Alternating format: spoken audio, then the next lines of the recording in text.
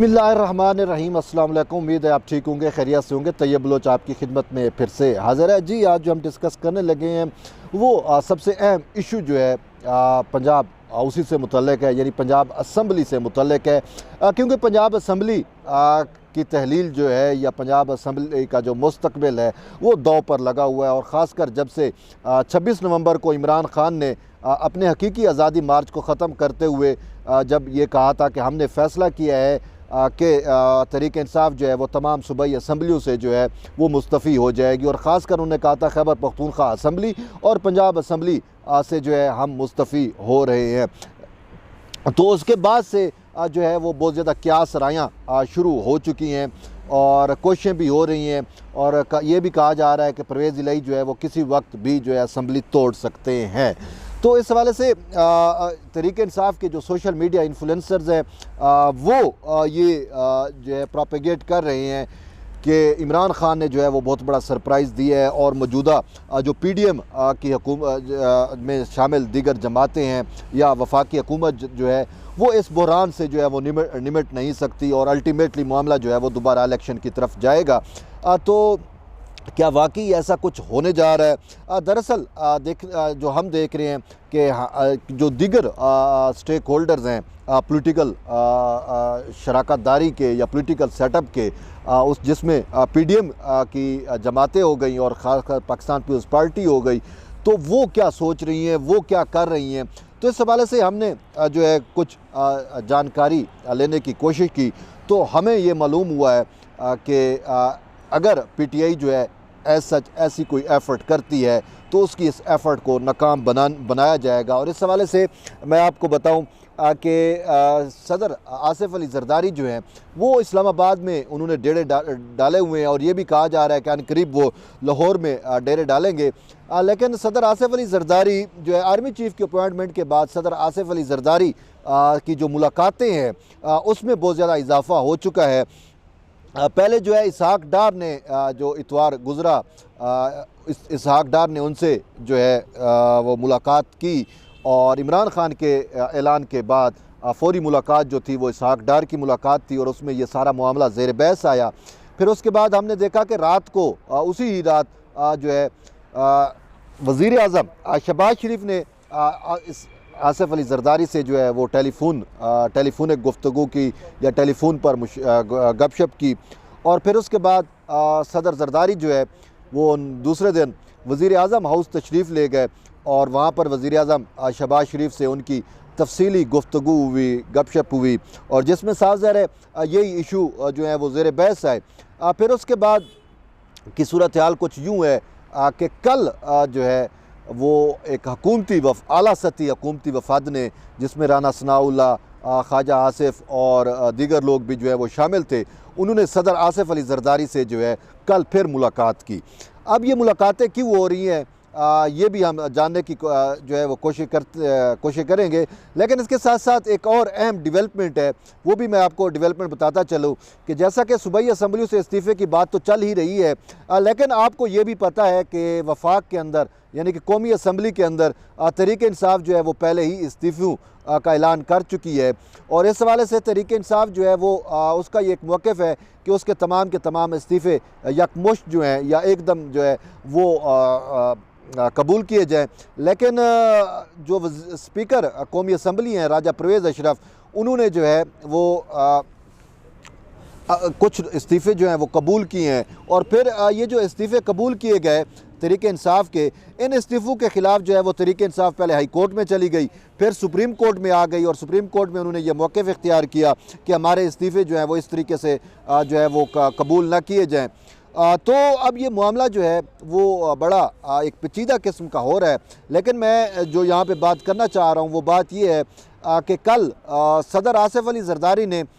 Speaker कौमी assembly राजा परवेज़ अशरफ को भी हिदायत जारी की हैं, और वो हिदायत क्या हैं जो हमने जानने की कोशिश की, हमें हमारे ज़राए ने ये कन्फर्म किया है कि वो हिदायत तहरीक इंसाफ के इस्तीफ़ों से मुतल्लिक़ है, कौमी असम्बली के इस्तीफ़ों से मुतल्लिक़ है। कि सदर ज़रदारी ने राजा परवेज़ अशरफ को हिदायत की है कि तहरीक इंसाफ के इस्तीफ़े जो है वो क्या मंजूर करने हैं या किस तरीके से मंजूर करने हैं। अब वो जो लाएअमल है वो तो ख़ुद जब स्पीकर की जानिब से अडाप्ट किया जाएगा तो पता चलेगा, लेकिन जो चीज़ कन्फर्म हुई है वो कन्फर्म यही हुई है कि सदर ज़रदारी ने वाज़ेह हिदायत जारी की हैं तहरीक इंसाफ के कौमी असम्बली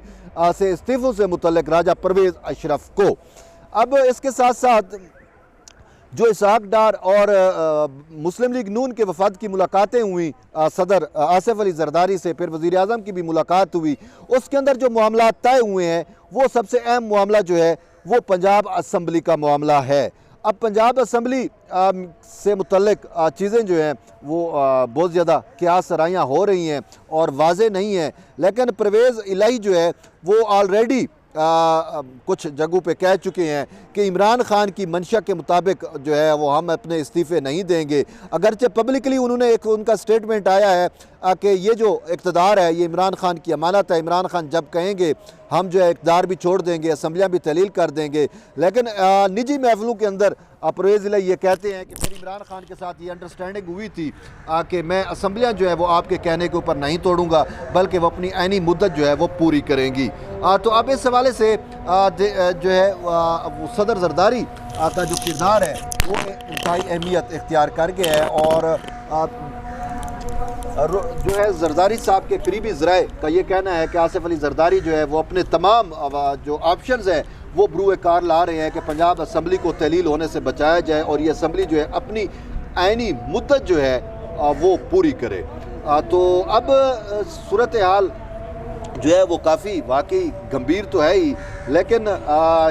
ये कहा जा रहा है कि keep calm and trust Asif Ali Zardari. तो अब आसिफ अली ज़रदारी के पास क्या ऐसी हिकमत अमली है कि वो इमरान खान की इस कोशिश को जो है वो नाकाम बनाते हैं या किस तरीके से नाकाम बनाते हैं, ये तो वक्त ही बताएगा। लेकिन इस हवाले से मैं आपको एक अहम बात जो है वो ये है कि गुज़िश्ता रोज़ पाकिस्तान पीपल्स पार्टी का योम तसीस जो है वो मनाया गया। तो उस योम तसीस की तकरीब से या जलसे से खिताब करते हुए chairman Pakistan Peoples Party Bilawal Bhutto Zardari ने एक बड़ी वाज़ेह बात की थी और उनका ये कहना था कि तहरीक इंसाफ वाले जो है